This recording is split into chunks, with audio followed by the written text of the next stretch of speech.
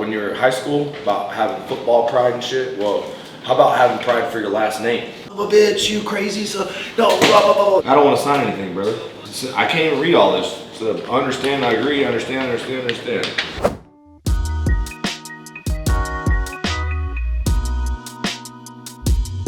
Who in here's new? Who in here's new? Oh shit, there we go.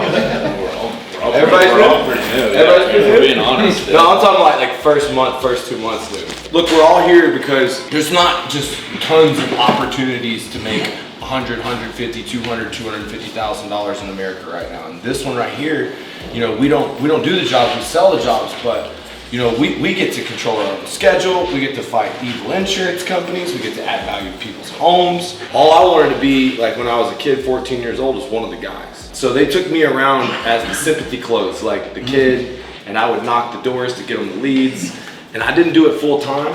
I went to college, ended up being a complete piece of shit fallout. I think I had to learn a little bit about work ethic and about how to overcome adversity first, but I've been doing this, you know, since I hit rock bottom at the age of 18, you know. As a matter of fact, falling out of college, I was working at a car wash. I've found my own character and confidence and kind of developed who I was through work, through this trade.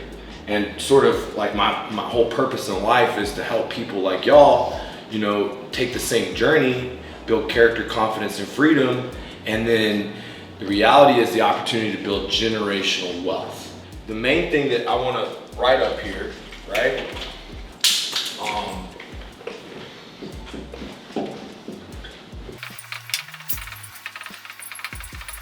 All right, does anybody want to read this? Thinking about knocking doors is not fucking knocking doors. That's right, motherfuckers. You ain't gonna think your way into a motherfucking roof cell. Think and Grow Rich takes action, motherfuckers. If you are pissing people off, you are doing a fucking good job. People, when you have high energy, the only thing that you can do to someone like me and Andy is to write us off. Oh, he's on drugs. Oh, he must be a fucking full of shit. Oh, fuck that crap, fuck him. Otherwise, if you sit and listen to it, it's like, God damn, I need to step my fucking game up. If you ever get to be an elite door-to-door, maybe you'll be lucky enough to get punched in the face from somebody. Maybe they'll chase you off their doorstep once a week. If you do, dude, you'll be rich. Now, let's kind of get to the tactical stuff, because I'm gonna do a training in 15 minutes, and we're gonna go through actually how to use the technology that's gonna hold you accountable to your goals. Why are you selling so much? What are you tracking? What numbers are you looking at? Here's the numbers right here on the board right here. We're tracking this, but what are you tracking to get to 696? Like my average roof size, the amount I knock per day, the amount I reach out to, with our KPIs that we all do. How do you track the door knocks? I don't track the door knocks. It's a mental. Strictly. So it's a mental tracking. Yeah. Okay. So this is where I'm gonna help us take us to the next level. We're gonna roll out an app called the Roofing Redline app, or Prospect Pro, and basically I've partnered with this solar company, and this app is 50% mine, and I'm building the roofing side to it. It's eventually gonna have a roof measurement tool, an instant quote tool, a slope measurement tool, and it's gonna be a way. The main thing is you use your phone, and we're gonna go through how it works, but the leaders and Mike, the main thing about Nate is that he's staying in one region, right? This is the neighborhood right here. We're gonna assign you the territory. They got houses in the neighborhood. Let me tell you something, guys. The best way to work a neighborhood is to go to the neighborhood every single day. And dude, people are home at different times of the day. If you knock on a door and it's a middle income family neighborhood and you go out there at 1 o'clock, what happens? Who's at home in those neighborhoods in the middle of the day? White. And who else? Yes. Who else? Sometimes you got old people in there. The idea is, dude, we're gonna assign you territories, and you're gonna start dispositioning every door you knock. So every time you knock the door, you're gonna say, okay, not interested, wasn't home, has a contractor, inspection. Y'all need to understand how to schedule yourself and remind yourself to go back. Piece of paper, I got it. It's printed off right Okay, here. go get. You're about to sign me up, dude. I want to hear where the baseline is. I want to see where we're starting. What you got here, man? What'd you find on my roof? There's a lot of damage up there. It's definitely worth getting an insurance claim going through. If I can go ahead and get this signed, I'll be able to email over my photo report to you. That way you can see everything that I saw up there on your roof. And then I can advise you on the steps to go forward with this claim. I don't want to sign anything, brother. Can I ask why you don't want to sign anything? I can't even read all this. So understand, I agree, understand.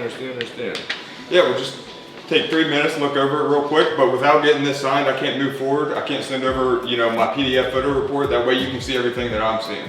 Okay.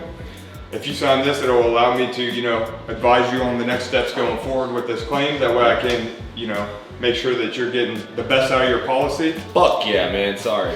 I'm fucking with you. All right, 2 things. This is not my contingency agreement, so we just need to substitute simple contingency agreement that states 4 simple lines. The first line, I'm giving you permission to inspect and document the condition of the roof.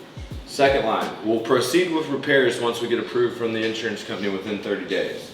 Third line, contingent upon approval, our price will not exceed what the insurance company allows. Fourth line, your out-of-pocket expense won't exceed the deductible. And you literally go line by line reading them to the customer.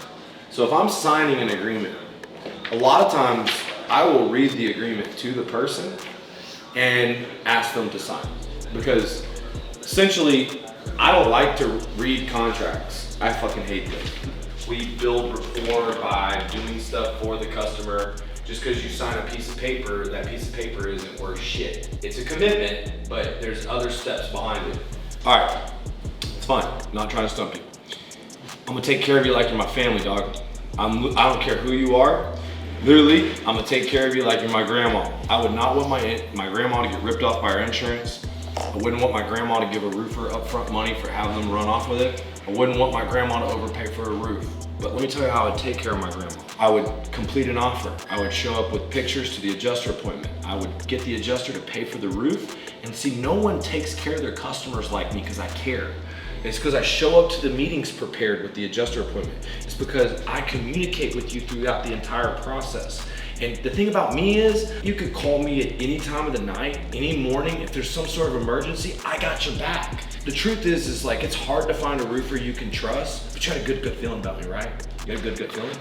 All right, good, man. To be, another roofing company, right? In Columbus, we don't need any more roofing companies. To me, it's being able to provide the value past just the roof, right? If the lifetime warranty, if the roof is the product, then we're not even in the same tier, right? For me, it's like the process that we take you through is our product. It's not just the roof we're giving you. A good roof's the foot in the door. To me, it's the impact we're gonna have with you, not only individually to you, but also to the community, around here, for be able to help other individuals, help these guys grow, help people build their personal businesses inside of our business. So for me, it's not just a roofing company, it's a movement. The truth is that your insurance company has underpaid this claim, and you could go out there and you could shop around, but the truth is we're gonna put a better quality roof.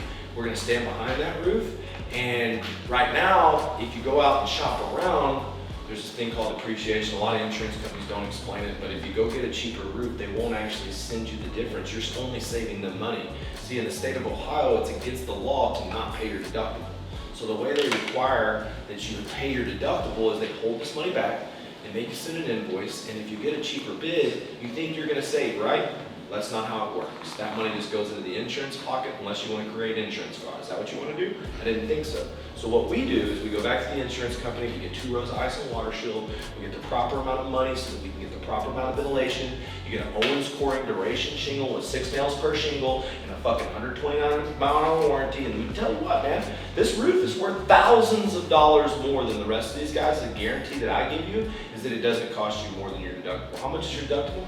$1,500. Okay, that's how much this roof is going to cost you. Stop thinking about the quote. Stop thinking about the bid. Start thinking about me standing behind you. Me doing everything that I said I was going to do up to this point. And the fact that when something cheap goes wrong in roofing, you can have someone fall off the roof, break a leg, be responsible. You can have someone flood your house, be responsible. You can have someone drive off with a tail light warranty, and I just hate to see that happen to you. More importantly, let's say you were to get a cheaper roof, and you were to get someone to cut corners. and you didn't even know if you were getting 2 rows of ice marshal. You didn't even know if you were replacing the drip edge. You didn't even know if they were reusing step flashing. Next thing you know, the roof's leaking, and you can't even fucking get a hold of the guy because he did a cheap roof. Fuck that. Who cares how easy the deal was? I'll be honest with y'all. Everybody thinks it was hard to close Grant Cardone. It was one of the easiest motherfucking deals of my life, and I don't give a shit. I still got that motherfucking head on a stake. So it don't matter. You ain't cheating, you ain't trying. Money's money, it's all green, no matter how easy it comes in. I'd take easy money every fucking time. That's right. When I say cheating, I'm just talking about like not making it harder than it has to be. Work smarter, not harder. Yeah, work smarter, not harder. All right, I'm done talking. Appreciate you, Lee. You got it.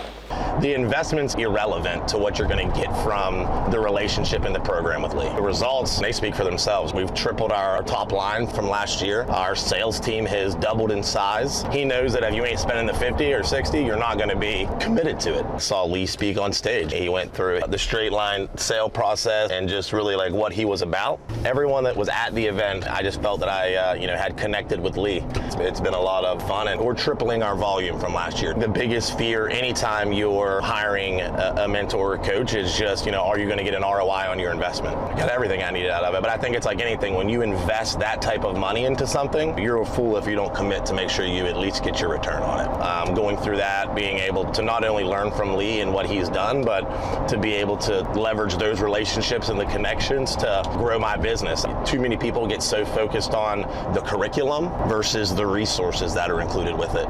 He's the guy that is not only a coach, but a huge resource.